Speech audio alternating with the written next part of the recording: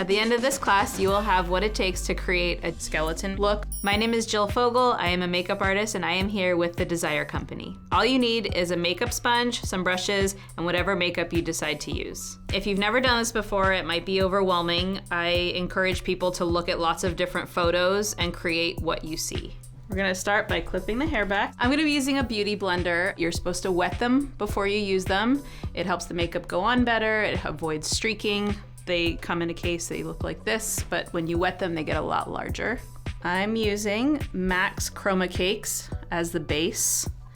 It's water activated, and using the sponge helps to avoid getting streaks. You can use a brush if you don't have this sponge. This is the starting point. We're gonna apply your white base all over. I avoid the eyes because the eyes are going to get painted later with a different color. I like to do multiple layers so it gets that nice even coverage. It's typically a skull look, so you would start with a white. You can use an off-white if you wanted to, but you wouldn't really use a different color. You can use cream makeups, you can use airbrush, you can use anything that gives you that desired look. If there's areas that you can't get into with the sponge, you can use a brush and blend it out with the sponge. With MAC Chroma Cakes, the more water you use, the more sheer the makeup will be. So I like to use the sponge, squeeze out all of the water, and use more product so it gets more opaque. And as I'm dabbing, it kind of builds each layer so the makeup is more even. After you're finished with your base, I like to start with the eyes, and I'm gonna be using black. I like starting with the eyes first because it helps me envision that skeleton makeup. And I take the black all the way up to the eyebrow. I'm filling in all around her brow bone and a little underneath the eye, making a circle to black out the eye area. I like to use a brush that gets nice and flat toward the tip.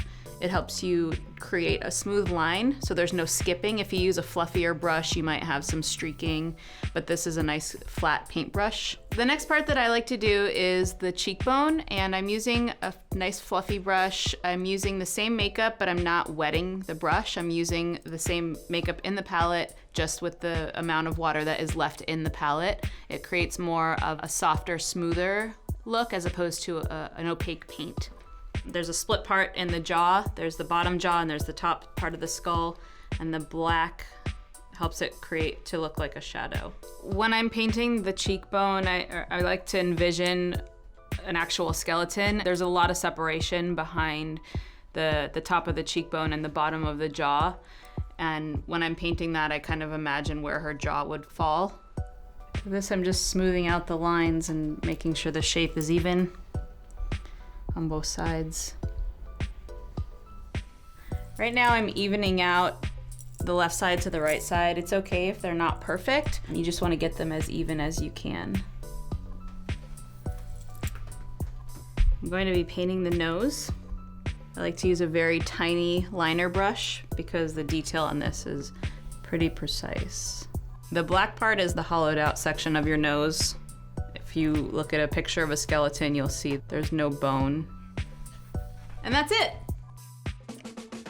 Are you looking for more product advice and wisdom from me? Or me? Or me? Hit that subscribe button or head over to thedesirecompany.com for more classes, how-tos, and reviews.